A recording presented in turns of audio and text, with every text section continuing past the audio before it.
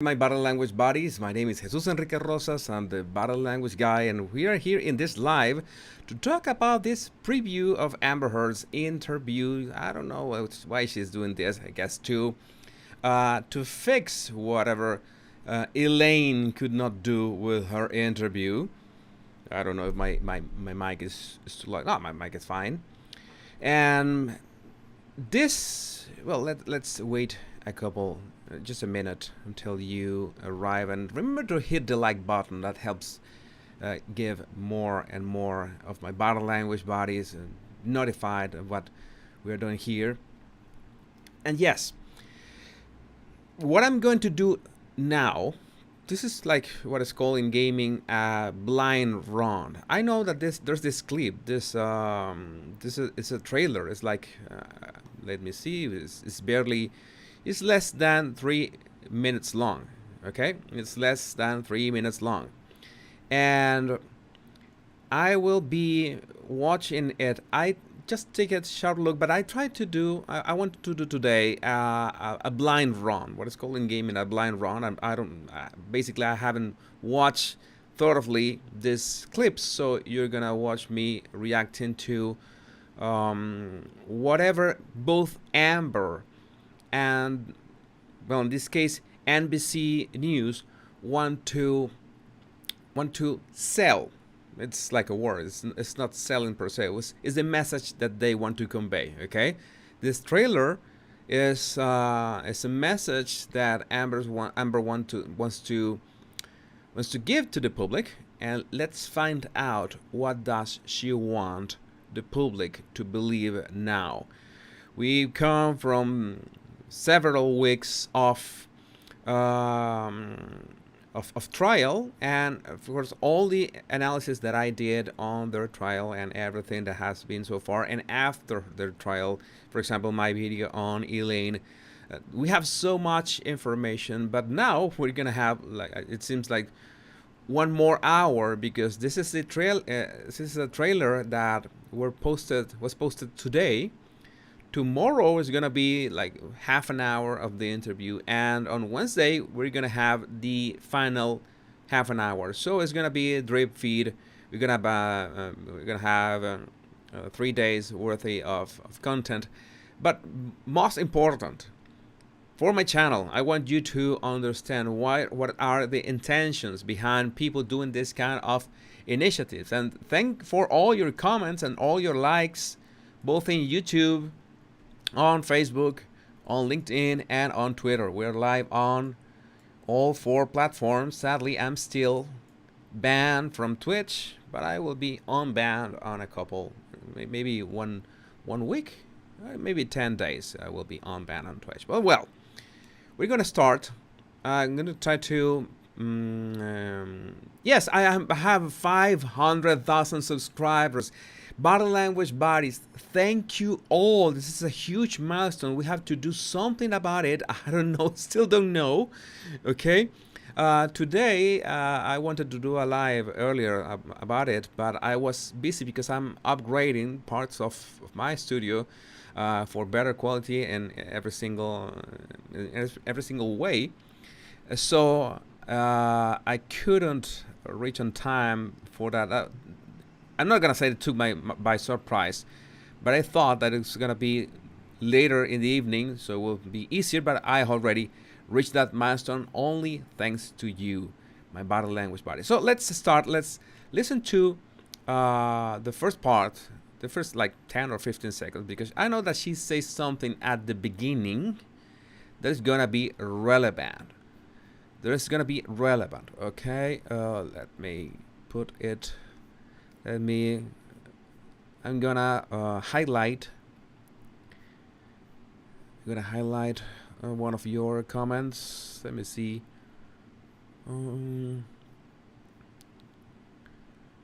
Okay, will you have to do a late reaction to Benchu and Camille Vasquez? Well, maybe, why not? But I think this channel called Spidey from the behavioral arts did a nice reaction on them. It was very popular, so I think we could even check his channel first, because it's already a late video. There's so much content going around. I wanted to do British Royals video today, but I didn't have, I couldn't reach on time. As I said, my studio is all messy today. But let's get started with Amber. Let's see what she's got, what she's gonna say now. Okay, I'm gonna mute my mic. I don't care what one thinks about me or what judgments you want to make about what happened in the privacy of my own home and my marriage behind closed doors. Okay, I think it's a bad idea to mute my mic because I will be commenting these words like on the fly. So notice her words. She doesn't care what people think about her. Okay. She wants to come off as strong, as independent, as she is resilient. That she wants that she's actually a survivor. Okay, she's a survivor here. This is one thing that I don't care what people say. Okay, it's like she's never gonna say that she lost, or in any case that is that women in general lost because of what happened. Okay, but she's never gonna say that that she lost, or much less that she lied.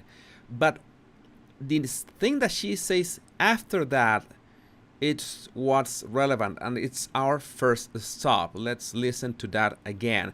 And of course we got our regular Amber with her chin up. Okay, she's looking at the interviewer, and the interviewer is basically at eyes height, but she's still raising her chin, so you know that she's got that bit of arrogance. Okay, and that's just plain Amber. That is her usual baseline.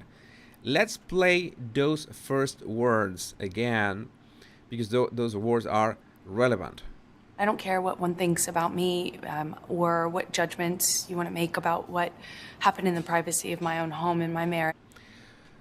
What judgments about what happened in the privacy of my own home? Behind closed doors. Behind closed doors.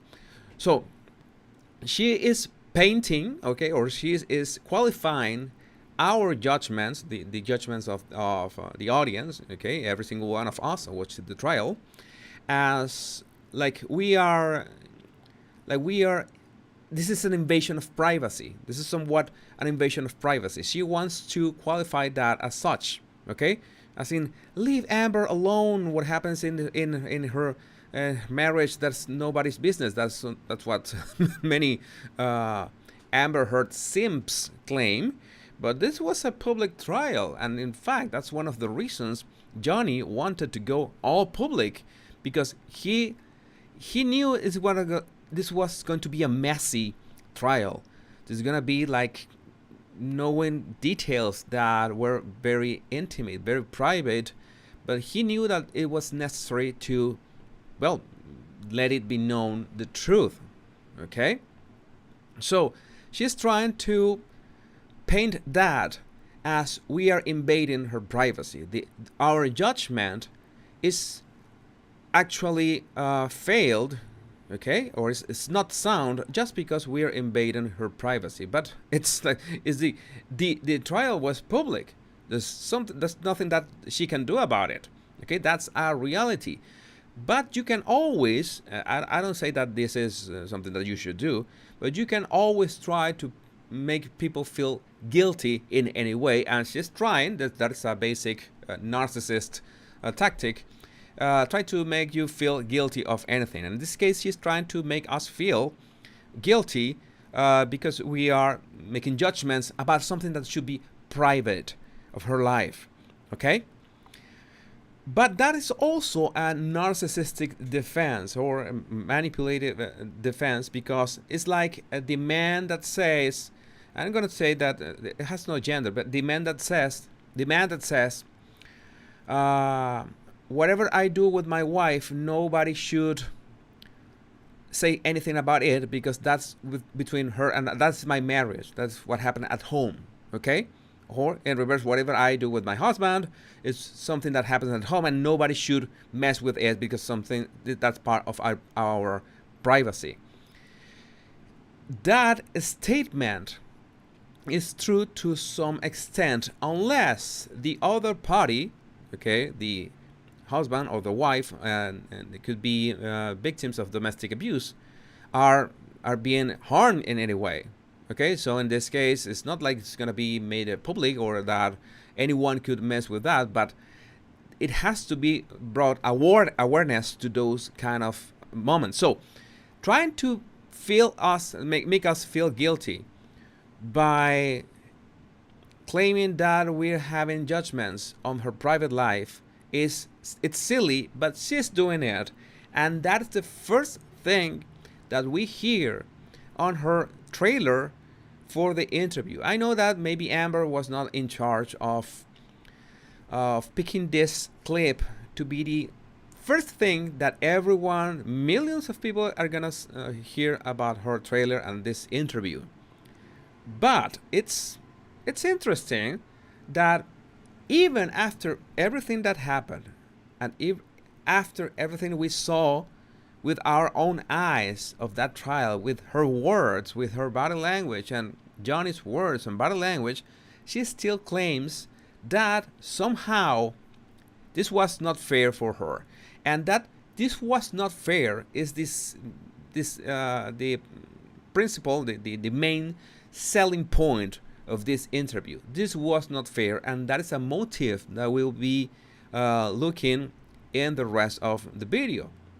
In terms of body language, she has this little squinting when you want to have this intensity. I remember this movie, Lost in Translation. Intensity, more intensity.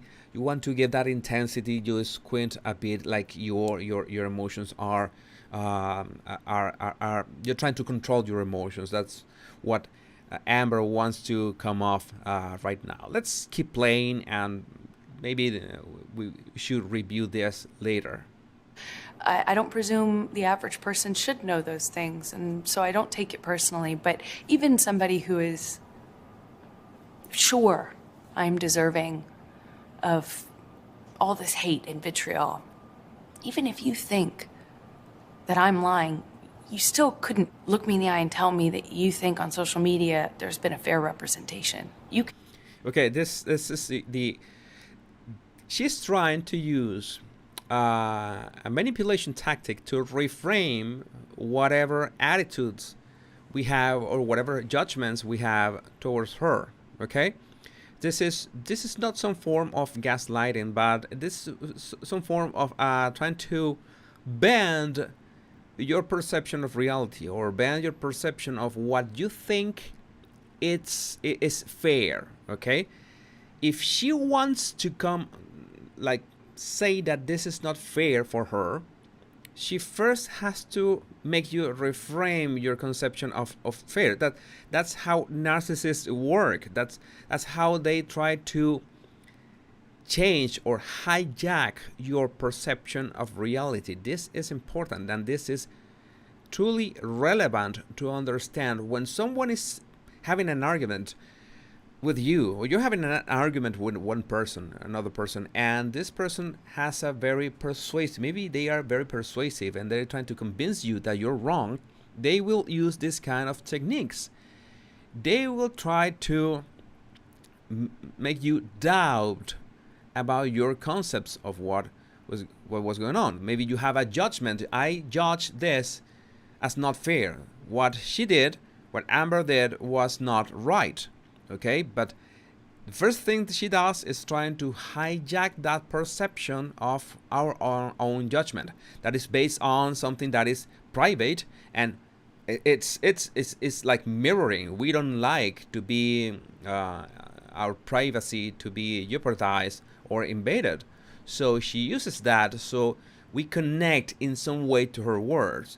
Even if so, it's her first attempt, and it's gonna take a bit more than that to convince us. But it's a technique to trying to erode your concept of what is your judgment. Even if your judgment is already aligned with your own values and your own perception of the reality you have just witnessed through 3 weeks of trial and even interviews with third parties.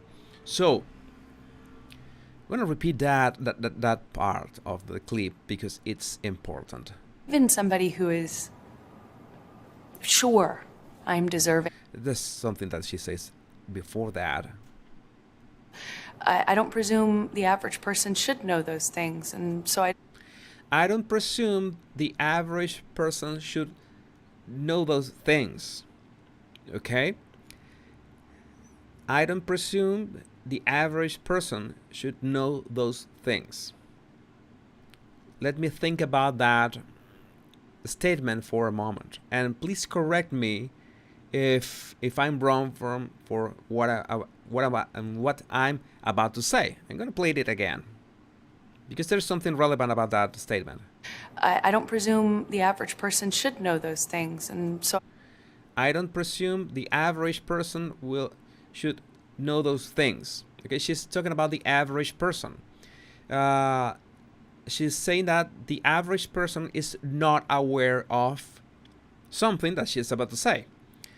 And in other words, she's claiming that the average person, or most people, hasn't been able to judge this fairly or correctly. Okay, it's a way of it's a bit convoluted, it's a bit twisty, it's a bit complicated way of talking, but that's the point that she wants to make, that the average person is not aware of what? I don't take it personally, but even somebody who is sure I'm deserving of all this hate and vitriol, even if you think that I'm lying, you still couldn't look me in the eye and tell me that you think on social media there's been a fair representation. Okay, notice that she prepares the grounds. Okay, she uses a couple arguments. We have two arguments so far. The first one, the most important, is that our judgments are based on something private, and that should make us uncomfortable. Okay, and that doesn't doesn't make sense because it was a public trial, and if it was a public trial, every single citizen of the world had the right to watch it. There's no way around that. That was a public trial. That's what public trials and broadcasted public trials are for. Okay, to have that layer of transparency to it. That is important. But at the same time, she's trying to make it seem like that transparency was actually bad for the process and unfair for the process itself. Okay, that social media, her treatment on social media was wrong or was bad. And that is another thing that Elaine, her lawyer, tried to plant in people's minds in her two interviews. She claimed that it couldn't have been possible for the jurors to not be aware of social media, especially, for example, when Judge Penny had that week of conference that she had to go, and they had that whole week of pause, of the trial paused. And I agree, of course, to some extent. It's impossible that the jurors could have gone with their lives, with their families, with their friends, without being exposed to zero social media. That could, well, it could be possible, but it's highly unlikely, because they would have been exposed through him. They have to, I don't know, being locked up in a room without internet or anything, and that is not that never happened. We know that that never happened. They were advised to not be aware or not look for any information outside of what they were looking in the courtroom. But it's impossible to not be exposed to social media. But at the same time, let's be clear here.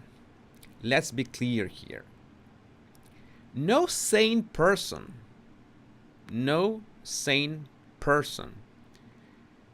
could be think that their judgment about a trial where the outcome is in your hands. I don't think a person that in his right mind or her right mind is gonna sway their decision by memes, by jokes on the internet, and most TikToks and most Instagram reels and most updates on Twitter that mocked, that were joking about this, were just that, just plain jokes, memes. Okay, I don't have numbers, but I could say that 90% of that was just mocking the both parties, the mega pint, my dog stepped on a bee, and whatever else happened. Okay, most of those updates were memes, jokes, etc. Something that people do all the time about every topic known to mankind nowadays. Okay, that is relevant to understand. That is relevant to know, because it's when you use just a bit of common sense. Okay, and you notice how a narcissist can mess with your head with very persuasive arguments. And I'm absolutely clear and sure that Amber knows that her career, whatever her career is now, and whatever her future as an actress is now, depends on doing damage control. And they first threw Elaine into the lions to see what happened. They threw Elaine as a test. Okay, we throw Elaine, make her do a couple interviews. She cancels the third interview, one interview that she was going to do. That tells you a lot about the outcome, that what they already had, what they knew was going to happen. They got the results, and then they were going to plan this interview, Amber's interview, with the results of whatever the lions destroyed Elaine, her lawyer, 2 weeks before. I don't know how long was that ago, like 10 days. I don't remember that. It was not that long ago. But what he's trying to do is very persuasive arguments to say, hey, my treatment on social media was not fair. Guess what? Nobody's treatment on social media is fair, because people are going to do jokes and memes of whatever is trending, and that is basically human nature. It's internet, is watching cat videos and making memes of whatever is going on with the world. That's reality. You cannot escape that. But she's trying to use those memes and jokes. I'm not saying that that all of them were naive or innocent. Some jokes were really rough, to say a word. But she's trying to put that like she was affected, or her case was affected about that. And she mentions something later in the video about the jurors. I want you to remember that. She mentions something. I heard her mention something about the jurors that's going to be relevant about this. Let's listen one more time to that piece. But my intention is that you notice how a narcissist can craft a persuasive message to make you doubt about your own judgment, and to frame their victimhood as a fallacy, like a fallacy, so you really doubt about what your judgment is. Okay, maybe Amber is right. Maybe she's right about all that internet treatment. Yeah, but that internet treatment was not part of the trial. Okay, let me repeat that clip one last time. Okay, as I was telling you at the beginning of the analysis, this is a blind run for me. I just listened to some of her words. I haven't done a in-depth body language analysis or intentions analysis or even wording analysis. Just listened to the video one time and I said, well, she wants to come off as such and such and such. But this is a blind run, so I had to listen to the clip a couple times to have a better understanding. I don't take it personally, but even somebody who is, so I don't take it personally, but That is important too. I don't take it personally, okay? And that is preparing the grounds also for whatever she's gonna when she's gonna refer to the jurors, okay? I don't take it personally. She's trying to glorify. Maybe glorify is not the word. It's like to put herself like she's a good person. I don't take it personally. I don't hold any grudges. Yeah, but well, you know, after everything that we are aware of what you did, Amber, it's a bit hard to uh, believe that. But let's listen to the rest. even somebody who is sure I'm deserving of. Notice that hand gesture, that praying hand gesture when she says sure. Okay, she's like, oh, look at that. I'm gonna look at that. That is Saint Amber. I think Metallica should do a cover of that song. I should do a cover of Metallica's song Saint Anger, but in this case it's Saint Amber. Saint Amber round my neck. Well, we put the mega pint in the lyrics and all. There's Saint Amber. I had to put that on my thumbnail. Yeah, Saint Amber. I have to. Maybe I will write that song, put it in YouTube, and become famous once and for all. That is Saint Amber, ladies and gentlemen. Let's move on. I'm deserving of all this hate and vitriol. Hate and vitriol. Okay, that is the words that pick a person that wants to point out that something is affecting them. Okay, and unfairly. I don't deserve this. That's what she is claiming. That is the idea she wants to plant in your mind. I don't deserve this. And the first thing that she does is to try to hijack your conception of what is fair. It wasn't fair to make a judgment on her private life. It wasn't fair to look at this or look at the internet or whatever the internet did to her. So this was not fair to me, and I didn't deserve this. Okay? That is. I want you to identify these patterns of toxic personalities. So the next time you stumble upon someone that wants to convince you of something, that your judgment is flawed, someone that wants to manipulate you into making you feel guilty, this is the exact same pattern that they're gonna use. You identify the pattern, hijack your understanding, your own judgment, and then plant the idea like Inception. That is what they are going to do. The exact same pattern. You identify it in this case, you can practice it, identifying it in other cases. So we have seen cases like this. Let's keep on listening. Even if you think that I'm lying, Even if you think that I'm lying, okay, that is important. Even if you think, okay, no, she doesn't say, even if I was lying. She's never gonna say that, and she will be really coached 100 times so she doesn't say, even if I was lying. She will never say that. Even if you think that I'm lying. So it's all in your mind. Look at the words. The words have power, and they want. And this kind of people, you might say, but Amber is not that a good actress and anything. Yeah, but you should never underestimate a person, anyone. But the moment you underestimate a person, you begin to not listen actively to what she's or he is talking, what he's saying.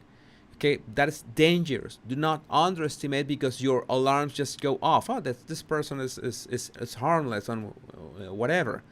Even if you think they are harmless, you have to actively listen to the words they pick, the patterns of speech, and their body language. I always say I'm the body language guy, but this is two sides of a coin. One side of body language is the other side is linguistic analysis. What they say is so much, so important.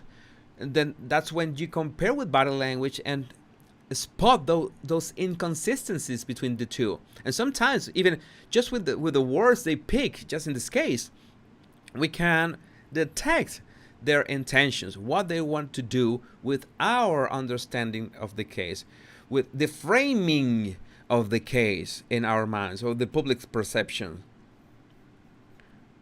Still couldn't look me in the eye and tell me that you think on social media there's been a fair representation. You cannot tell me that you think that this has been fair. In social media, there's never gonna be a fair representation. Just look at the Kardashians and her photoshops and surgeries. That is not fair representation for anyone. I saw like an article these days. Look at Khloe Kardashian's gym, I don't know, routine. What gym routine? That's the last thing that she would need. Okay, so nothing. You're trying to frame it in the worst possible dimension, that is social media, that is gonna be all sorts of crazy. You wanna see crazy? Well, get yourself on social media. You're on for a very, very bumpy ride, girl. So that argument is trying to frame something that just doesn't work. Okay, an unfair treatment on social media. Okay, you maybe I don't know how to put that. It's like let me try to think more about this. What I comment that she is trying to raise her eyebrows a bit, she's opening her eyes a bit more, she is relaxing her jaw, she's trying to come off as harmless, as innocent. She's trying to project that into the interviewer. Lucky for us, she's not looking straight into the camera. You know, like your favorite Duchess. Maybe she's talking and she's looking into the camera, breaking that fourth wall, and that will be really creepy. Like, allegedly, some juror said that was creepy as F, that she kept looking to her right, to the jury, every single time she was answering. That's unnatural, and that creeps people out. It would be creeping that she break the fourth wall looking straight into the camera, but I wouldn't be surprised either. Let's continue. Of course, we also touched on what happened in court and what the jury decided. There's no... Okay, that is Sad Amber. That's another version of Saint Amber. This is Sad Amber. Yes, we have a lot of material for a Metallica cover here, and she's really trying to raise to put that eyebrows together and maybe raise them a bit. The inner part, when you know the sadness, something that cannot be faked. I try to do it sometimes, but I cannot be able to fake it really well. But look at that face. What does that face tell you? What does she want to convey? She wants to come off as a victim right now. We have, okay, and that is after, I'm going to go back. This is 44 seconds. I'm going to go back to 43. Notice this expression a while ago. She got this single lip corner pull. Her left lip corner is pulling. So there's just the softest way of contempt there. What was she saying at that moment that she was displaying contempt? Let's find out. I'm saying because I'm watching here the exact same video in my other monitor, and I realized that we went past that second and we did not stop that. Let's see what did she say at that moment. You still couldn't look me in the eye and tell me that you think on social media there's been a fair representation. You cannot tell me. You cannot tell me. And there's that contempt again. Yeah, that's Crazy Amber. That's Crazy Amber again. You want to see Crazy Amber? You want to see crazy Amber? Let's go fast forward again to 44 where we had left. And we have sad Amber again. Let's see what sad Amber has to say. This is less than a minute. We have been talking here like half an hour, and so much to understand in just 1 minute. And one has to be aware. I am not gonna talk about NBC. I don't have any grounds to say that they are partial or impartial. You make the call.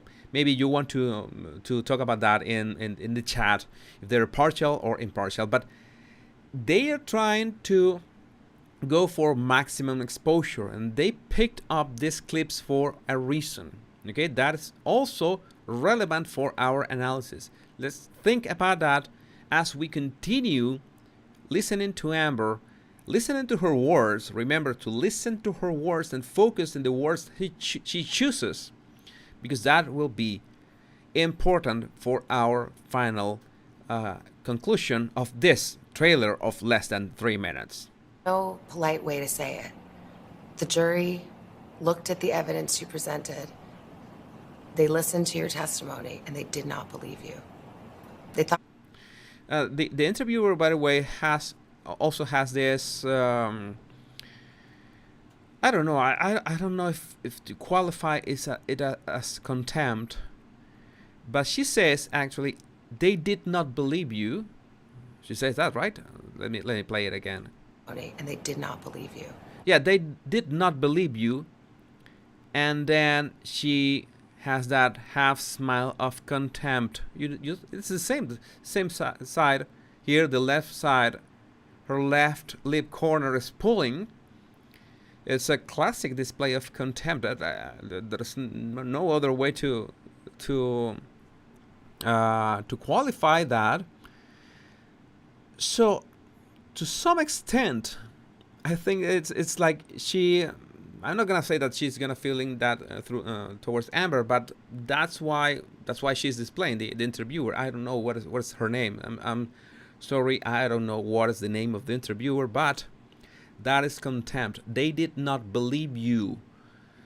Now, it could be possible that she is on Amber's side and she is feeling or displaying that contempt to the jury.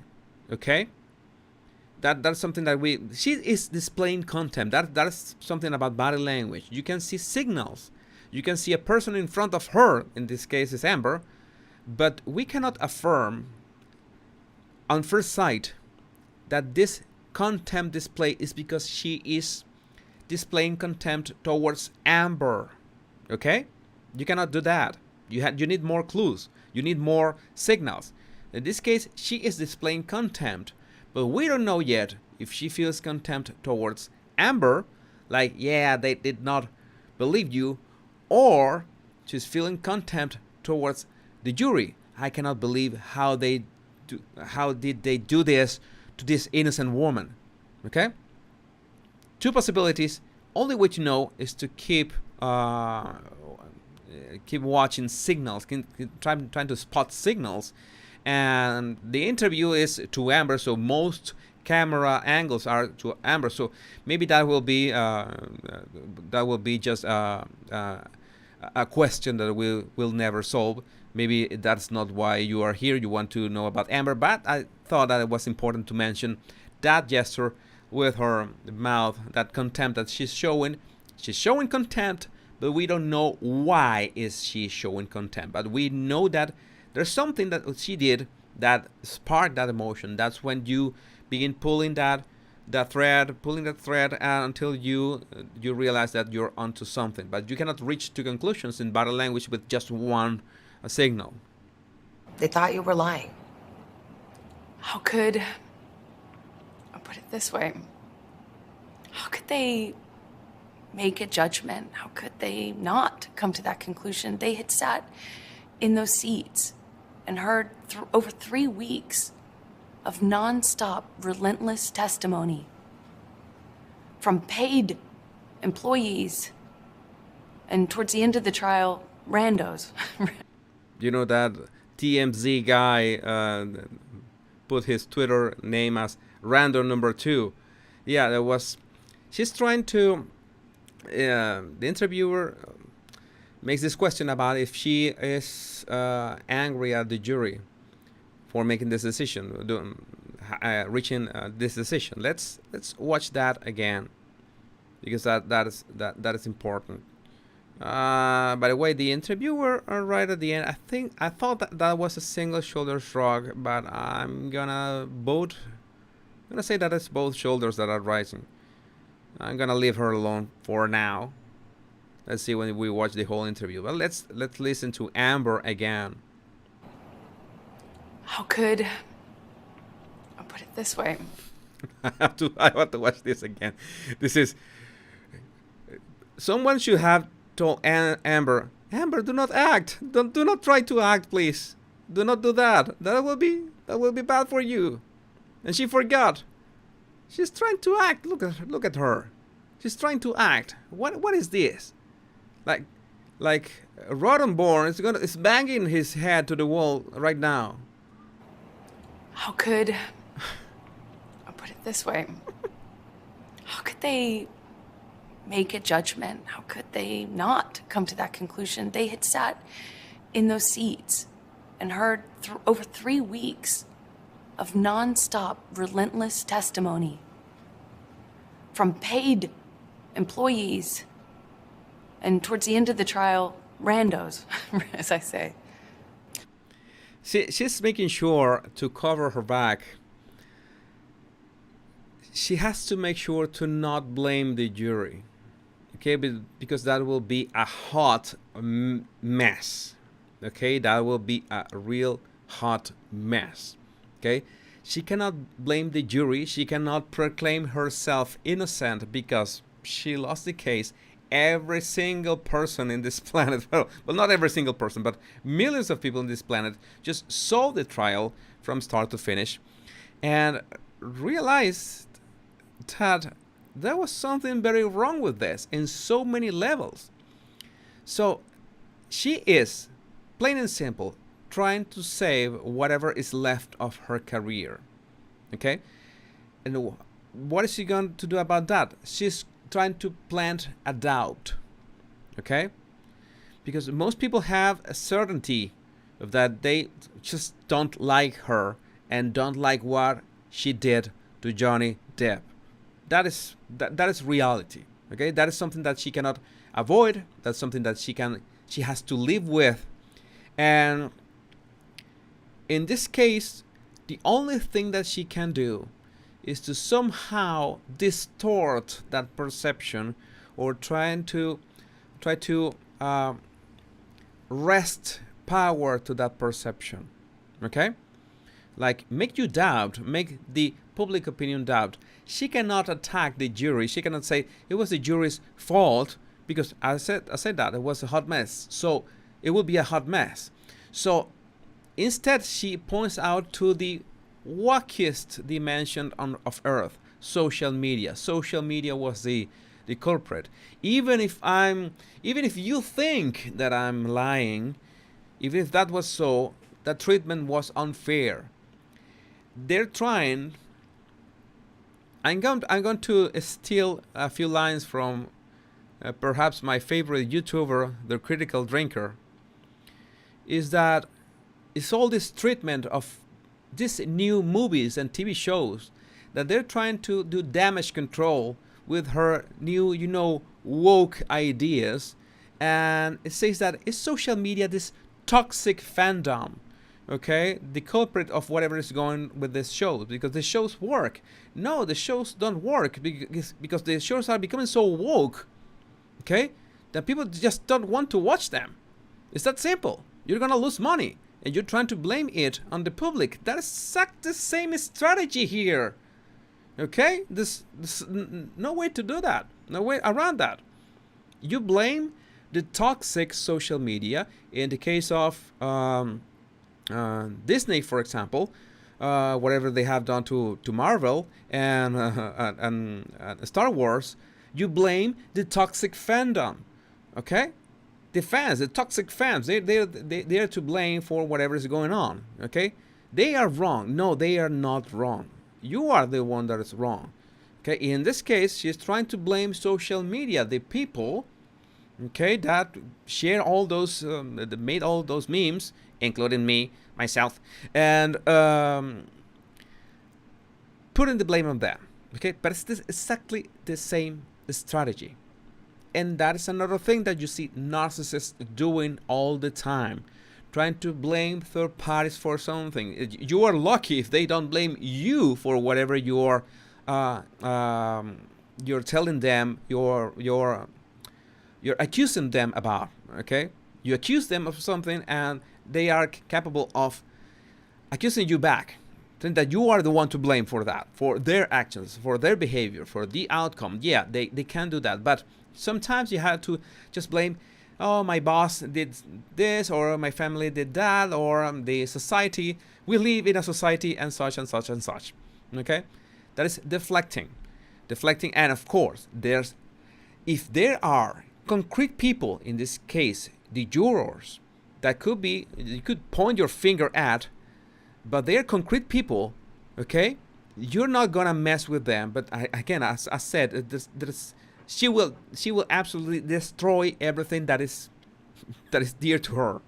Okay, it will be insanely bad for her. So she has to attack a more abstract enemy. In this case, you have always to you want people to support your cause.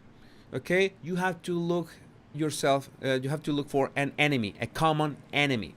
Okay, you need to look for a common enemy. In this case, is people on social media that did this. It was unfair to me. In the case, as I mentioned, the toxic fandom of Marvel and Star Wars, as the critical drinker says. But it's the same. You look for someone to blame, and if you cannot point to a person, a specific person, you go for an abstract concept: society, social media. Okay, be aware of these patterns of speech, these patterns of thought, of ideas, because this is the way that this kind of toxic personalities use to manipulate you into doubt your own judgment. Okay, this is the way that they play. They really know how to play the victims this way. Okay, but you have to be aware of that. You have to be on the look for that, very, very aware of that. We're almost 10,000 body language bodies now. Thanks for being here. This is amazing. And thanks for your likes. Thanks for being here. We're going to continue in a few seconds. And just to remember that if you want to support my channel, you can send super chats, super likes, and super stickers. Super likes will be fine, will be nice. But also, you can, I have extended, since I reach 500,000 subscribers, and until I come up with the real celebration, I have this my god, what is it? Okay, here it is. I have this promotion of my complete guide to reading facial emotions. My complete guide of reading facial emotions is a promotion now. The full regular price is $99, but right now, during this live, you can get it for $29, 70% off, $29, with the link in the description. Just during this live. Okay, if you're watching this live, no matter when you watch this live, if you're watching this live, if you see it online, you can use the link in the description. There's a link in the description where you can get 70% off of my complete guide to watch, to understand, and to read facial expression. Every single facial expression you will find in that guide. And then we continue. And we're gonna play another clip, the rest of the clip, to find out what is Amber up to. So you don't blame the jury? I don't blame them. It wasn't, I don't blame them. I actually understand he's a beloved character. and people feel they know him. He's a fantastic actor. Their job is... Notice that she's trying to... why does she say that Johnny is a beloved character, as a fantastic actor? Let me go back to the exact words, because I have the answer right now. As I say. So you don't blame the jury? I don't blame them. It wasn't... I don't blame them. I actually understand. He's a beloved character. He's a beloved character. And people feel they know him. And people feel they know him. He's a fantastic actor. He's a fantastic actor. Why is she praising Johnny at this moment? She's praising Johnny because much of Amber's or the public's perception of Amber at this moment is polarized. Okay, Johnny is a beloved character, and Amber is the opposite. Okay, it's not like sometimes you see this dichotomy of this this noise that you cannot just put the two parties totally opposite of each other, because you realize that there's to blame in both of them. Okay, maybe it's not that easy to see which one is the bad guy and who is the good guy. Okay, maybe it's not that easy to see, but in this case it has been so polarized, and I have to say that the manifestation or the what has happened in the internet has been so polarizing that it can greatly affect Amber's career, and it's affecting Amber's career, whatever happens with Aquaman 2. Okay, so by praising Johnny, by saying that he's a beloved character and he's a great actor, saying good things about him, she's trying to reduce that gap between and that polarity. Okay, if she attacks Johnny, if she shows resentment against Johnny, and especially in this interview that we're watching her, we're seeing her body language, that's gonna just reinforce that polarity between these two parties, that polarity that is in our mind. Okay, like Johnny good, Amber bad. That is the public opinions polarity. Okay, and it's unavoidable after everything that happens. What is Amber trying to do? Trying to say, hey, John is such a good guy. He's great. He is an excellent person. She's trying to crawl back, okay, to that center, to not be seen as evil, to not be seen as the bad guy in this couple. Okay, they're not a couple anymore, but you understand the concept. Sorry, okay, to put this in mute. So that's what she's trying to do. That's why she's praising. And that's one of the things a narcissist could do to you when they're trying to convince you of trying to, how to say that, make you change your mind about something that they did. They're gonna praise you. They're gonna say, you are so intelligent. You are so. You are better than this. Okay, you are better than this. That is a classic narcissistic sentence. You are better than this. You are more intelligent than that. You're brilliant. I have never doubted your judgment. I don't know what you're judging me like this right now. It's they praise you, so you lower your shields, your barriers, your defenses. You lower your defenses. That's why the narcissist, the toxic personality, the manipulator begins to praise you. Okay, to reduce that gap, reduce that I have this judgment. You did wrong, and he's trying to reduce that gap so to affect your judgment. Okay, and that's exactly what Amber is doing here. And we have seen just 1 minute and a half, barely less than 100 seconds of footage, and see everything that we have seen so far. Yeah, Amber's mullet. Yeah, that is gonna be a trope for the ages. Their job is to not be dazzled by that. Their job is to look at the facts and the evidence. And they did not believe your testimony. Notice that I told you before that we needed more signals of the interviewer to understand what was her agenda, what was her opinion in this. It seems that there's an opinion because she repeats the question. See, she goes over the topic again and she repeats the words again. That how to say that they did not believe you. Okay, notice the wording. She is planting the idea herself. I don't know what is her name. I'm sorry if you put her name.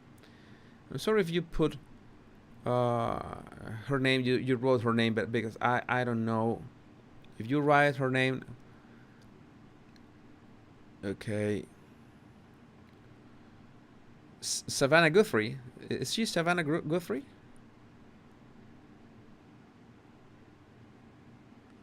She is Savannah Guthrie. Okay. Savannah Guthrie. Savannah. To not be dazzled by that. Their job is to look at the facts and the evidence. Their job, the jury's job, is to look at the facts and the evidence. Okay, notice how the interviewer is also planting her next idea. She makes one first statement. Their job, what they have to do, is to look at the facts and the evidence.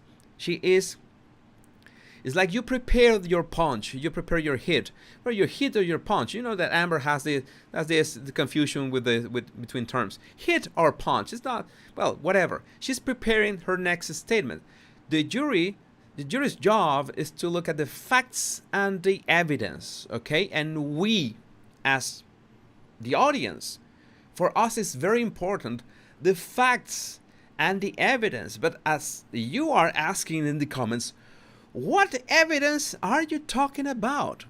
What evidence are you talking about? And Elaine, Amber's lawyer, told so many times that there was all this evidence on the UK trial that they couldn't show in this trial. But where are the medical records? There are no medical records whatsoever. What evidence are you talking about? And then the interviewer, Savannah Guthrie, says, and they did not believe your testimony. I'm sorry. I'm gonna play that in full. Facts and the evidence.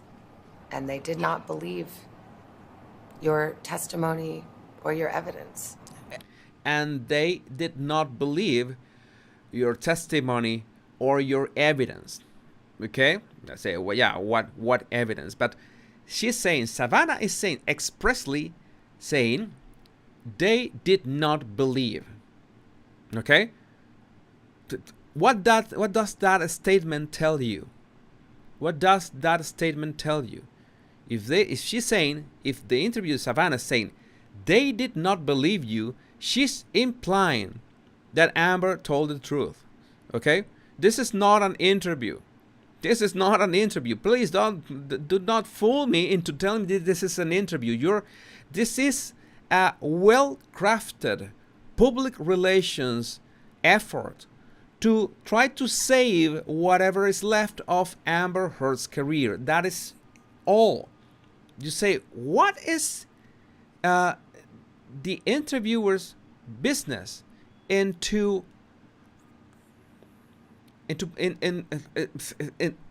planting an idea? You ask questions. You just ask questions. This is not, and you tell me that she's a lawyer. Yeah, 100% scripted.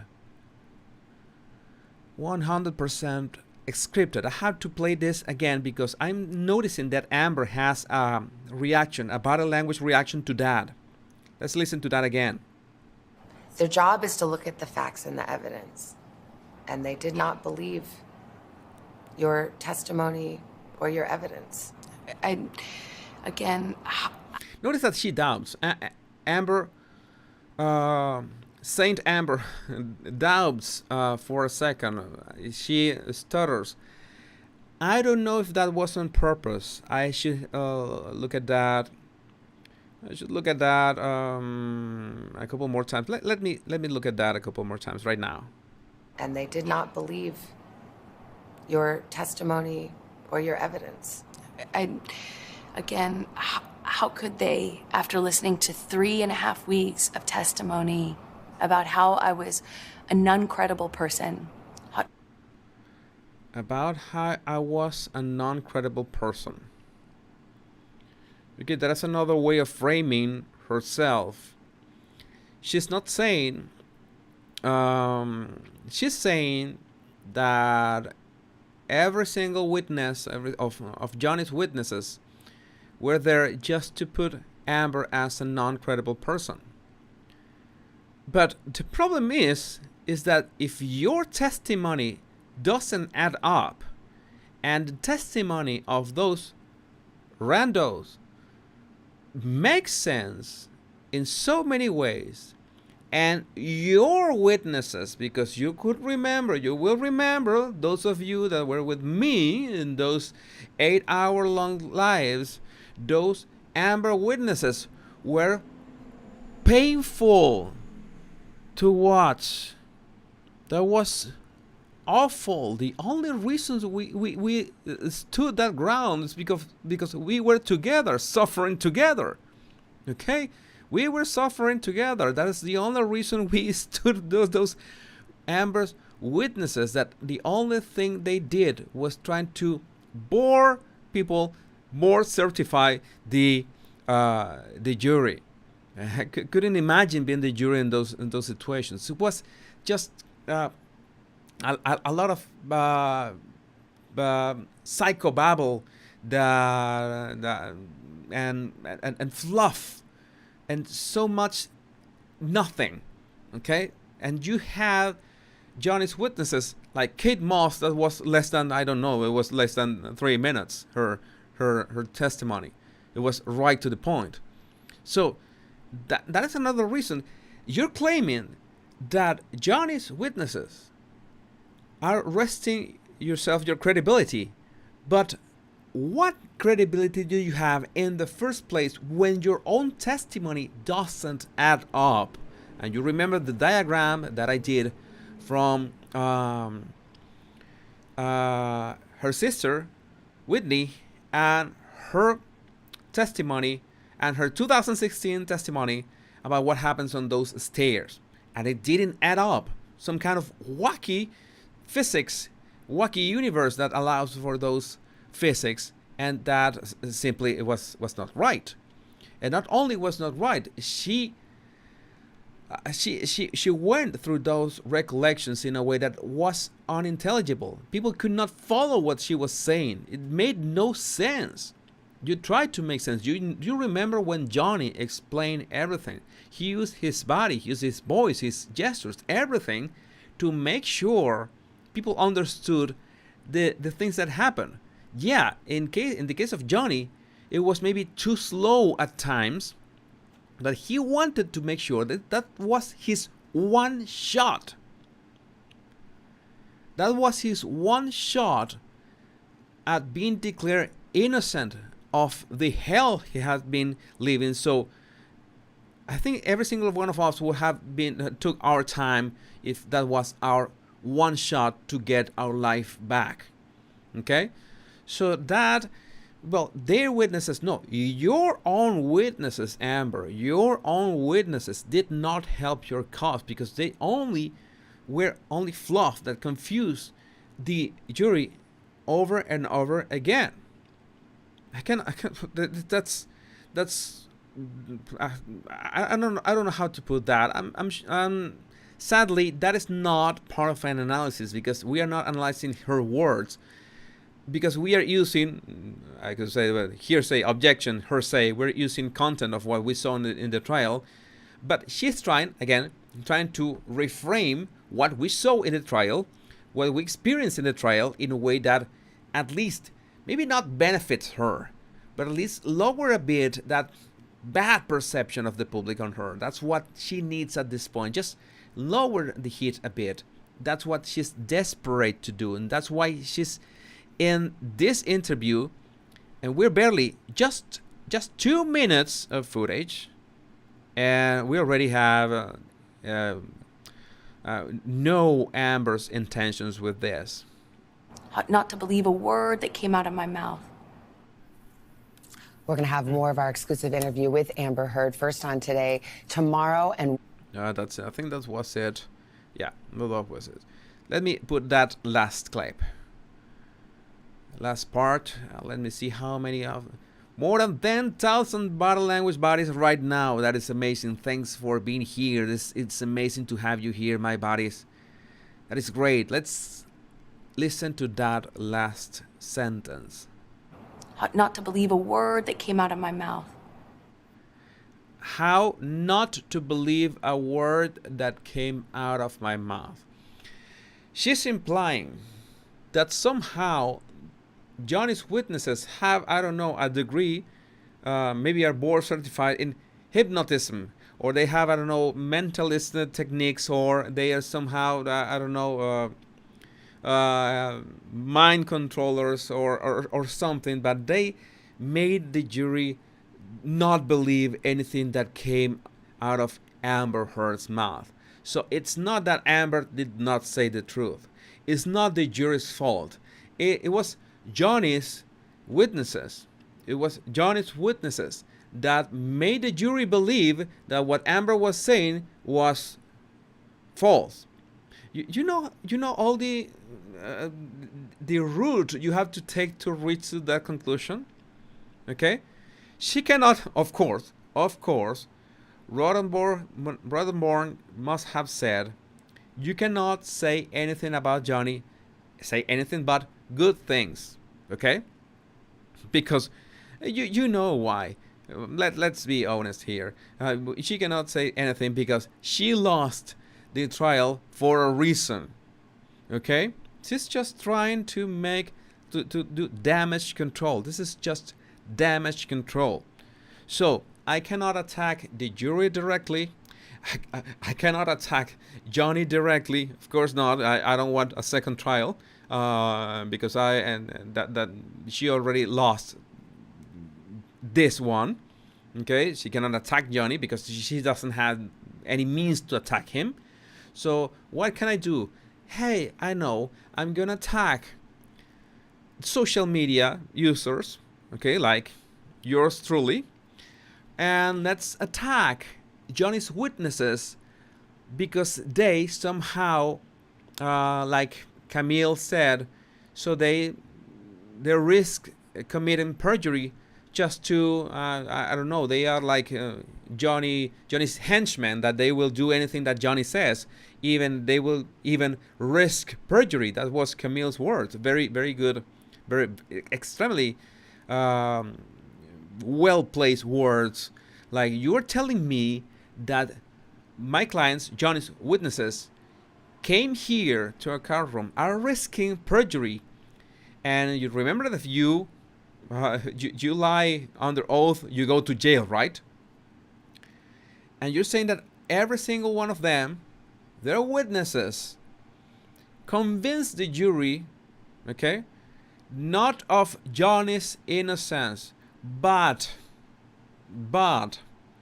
of Amber. She was telling the truth, but instead they convinced the jury that she was lying. Okay, but she did not say lying. She said another. She used another word. An uncredible person. Not to believe a word that came out of my... Not to believe a word that came out of my mouth. Okay, notice that she doesn't use the words lying. Okay, or not to believe that I was. She doesn't say to think that I was lying. She doesn't use that word. She says to not believe every word that came out of my mouth. That is almost a passive voice. It's a very long road to say the same sentence, but she knows that those are exactly the words that she has to say. I wouldn't be surprised that there was Elaine off camera with giant boards, like changing them. This is what you're gonna say. This is the sentence. Please do not deviate from this. Please do not act. Especially, do not act. And whatever you do, do not try to cry. Please do not try to cry. Don't do that. Do not do that. Or you can represent yourself. Okay? My body language buddies. 2 minutes, just 2 minutes, exactly 2 minutes in. And that's all that we got a lot indeed. How Amber's trying to reframe our judgment of the trial. What is she trying to plant in our minds, that fallacy, and how she plans to, who she plans to attack in this interview. She cannot attack Johnny. She has to attack social media users, and she has to attack Johnny's witnesses in a way that doesn't doesn't harm them in such a way that they could do now. They could go on like sue her for some kind of defamation, because if she goes too far with that argument about Johnny's witnesses, well, she's gonna hear about she's gonna have more than a few than 15 minutes of fame. Yeah, she just needs to go away, hide for a few decades. Yes. Some of you want to hear my Batman voice. You will never see my eyes again. My name is Vengeance. Yeah.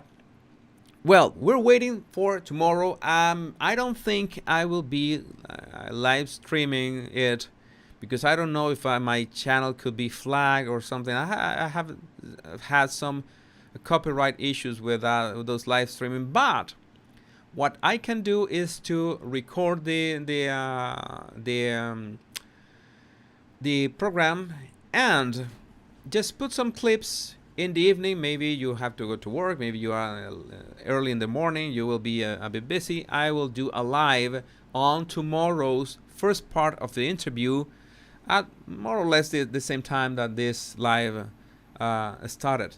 So remember to subscribe, and remember to hit like, and remember to hit that bell so you will get notified when I go live tomorrow with that first part of the interview, doing that dissection word for word, sentence for sentence, and you will be learning how to deal with toxic personalities. One step at a time. With these examples is the best way to learn, and it's free. What can I tell you? We're gathering here, it's having fun, learning a lot about this. I'm having a blast, and of course, if you want to learn about facial emotions in the face, facial expressions, there's is my guide. You have 70% discount. You still have 70% discount with the link in the description of this live. If you're watching this live right now, you go to the link in the description, and the first thing you see is this link. Let me make sure that there's a link, and just in case, let me make sure I'm saying this. I don't know if I checked if that isn't there. Since some of you are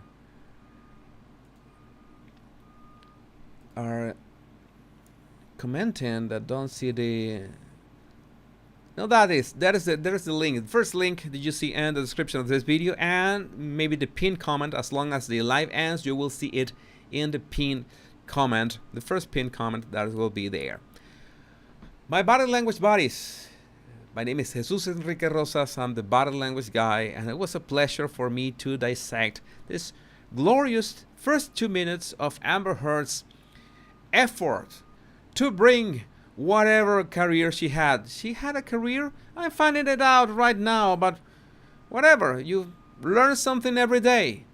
My body language buddies, take care. Much love and bliss, and we'll meet here again tomorrow. Have a nice evening. Love you all.